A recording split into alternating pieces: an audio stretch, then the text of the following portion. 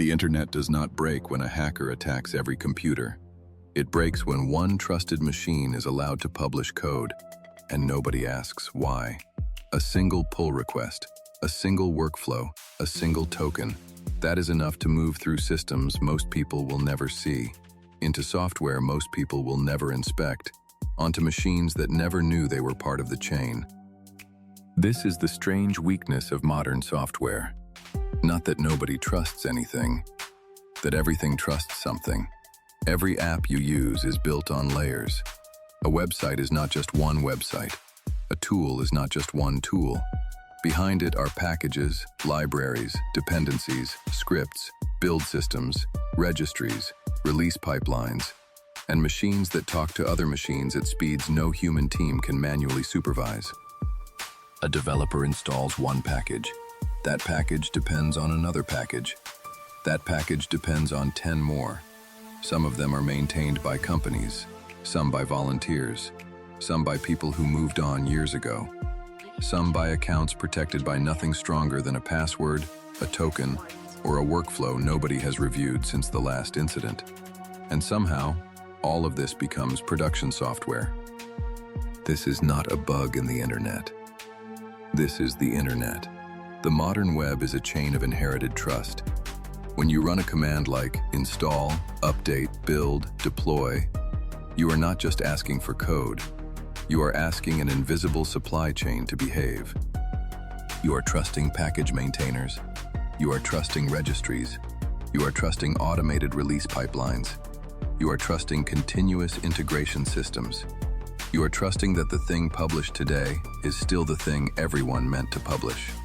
And most of the time, it works. That is exactly why it is dangerous. Because the most fragile systems are not the ones that fail loudly. They are the ones that work so reliably that humans stop watching. A poisoned software supply chain does not need to kick down the front door. It can wait for permission. It can hide inside a dependency. It can run during installation. It can steal credentials from the machine that installed it. It can publish more poisoned packages. It can move from developer laptop to build server to cloud environment before anyone understands the shape of the attack. The scary part is not that malware exists.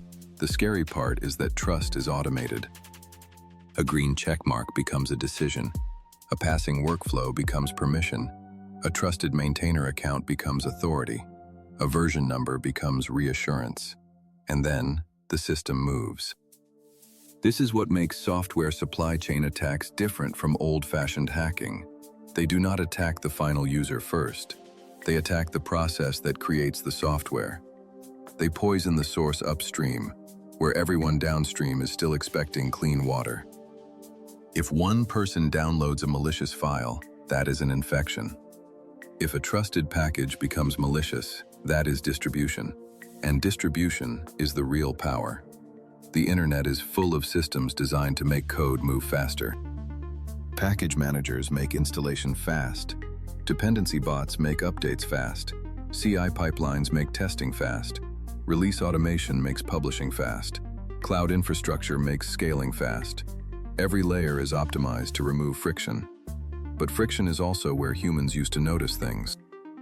A strange approval, a suspicious release, a dependency that should not be there, a script that runs before anyone reads it, a token with more permission than it should have. The old boundary was simple: a human writes code, a human reviews code, a human approves code. The new boundary is different. Machines approve machines. Workflows trigger workflows. Tokens authorize releases. Bots open updates. Registries distribute them globally. The human is still there, but often the human is not in the loop. The human is around the loop.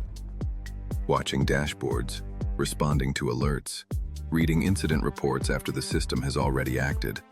This is the same pattern we keep seeing everywhere. Automation does not remove risk.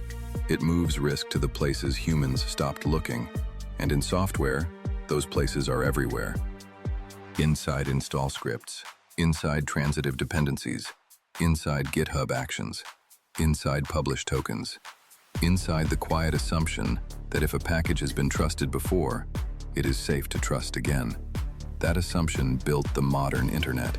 It also gives attackers a map.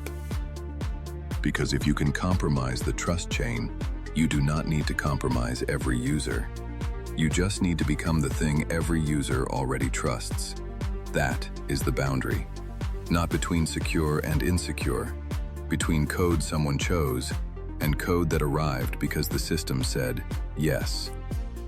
A pull request does not look like an attack. A dependency does not look like a weapon. A build log does not look like a crime scene. But modern failure rarely announces itself. It enters with permissions. It passes the checks it was designed to pass. It wears the shape of normal work. And by the time someone asks why this package was allowed to run, the answer may already be sitting on thousands of machines. The lesson is not that open source is broken. Open source is one of the greatest coordination systems humans ever built. The lesson is that coordination at internet scale creates trust at internet scale. And trust, once automated, becomes infrastructure. That infrastructure needs suspicion built into it, not panic, suspicion. Why does this workflow have publish access? Why can this token release to the world? Why does this install script run by default? Why does this dependency exist? Why did this version come from a different path than the last one? These are boring questions.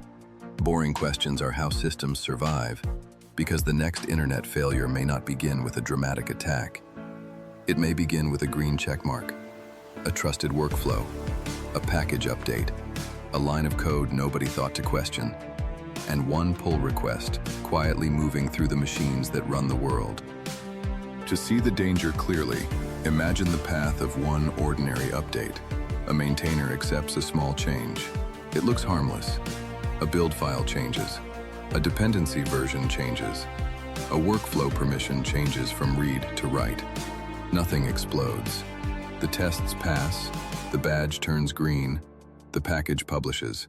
And because the system is built to reward speed, the update begins moving before suspicion has time to form. Within minutes, automated tools notice the new version. Dependency bots open pull requests in thousands of repositories. CI systems install the package to test it. Build servers execute scripts attached to it. Cloud environments receive artifacts created by it. Most of these machines do not know what they are trusting. They only know the package name, the version number, the signature of normality. And normality is the best disguise a malicious update can wear. This is why software supply chain attacks are so hard to explain to normal people. There is no single villain typing into a black terminal. There is no dramatic breach screen. There is no moment where the internet turns red. The attack looks like maintenance. It looks like a routine update. It looks like a passing test. It looks like the invisible labor that keeps the web alive. That is the horror of it. The system can be poisoned while appearing healthier than ever. And the attacker does not need unlimited power. They need the right permission in the right place.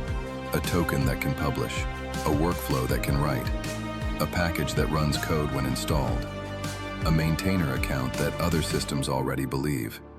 Security people call this a supply chain problem. But underneath the technical language is a simpler truth. The internet is full of doors that only machines open for other machines. Those doors exist for good reasons. Humans cannot manually approve every build. Humans cannot inspect every dependency. Humans cannot review every line of every package pulled into every app. The modern internet is too large for that. So we built trust shortcuts. We built registries. We built automated releases. We built dependency graphs. We built bots that keep software fresh. We built pipelines that turn a commit into a global release. And then we started treating the shortcuts like guarantees. But a shortcut is not a guarantee. A green checkmark does not mean safe. It means a process completed. A known maintainer does not mean clean. It means an identity was accepted. A popular package does not mean reviewed. It means a lot of other systems already depend on it. Popularity can become camouflage. Automation can become momentum. Trust can become a weapon. This is the part most people miss. The risk is not only malicious code, the risk is scale. Bad code on one laptop is a problem. Bad code in a trusted dependency is a distribution network.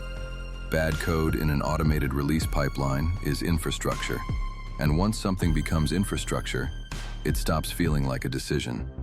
It becomes weather. It is just there. It is assumed. It is built around. It is pulled into everything else. That is why the answer cannot be simply, trust no one. The internet cannot function without trust. Open source depends on trust. Teams depend on trust. Automation depends on trust. The answer is to stop making trust invisible. Every powerful token should have a reason. Every publish workflow should have a boundary. Every dependency should have a path of accountability. Every automated yes should leave a trail a human can understand later. Because the future is not less automation, it is more. More AI agents writing code, more bots opening pull requests, more pipelines merging, testing, packaging, deploying, more systems acting before a human has read the whole chain. The same machinery that makes software faster will also make failure faster. And if we do not design suspicion into that machinery, we will keep discovering the same truth after the damage is done.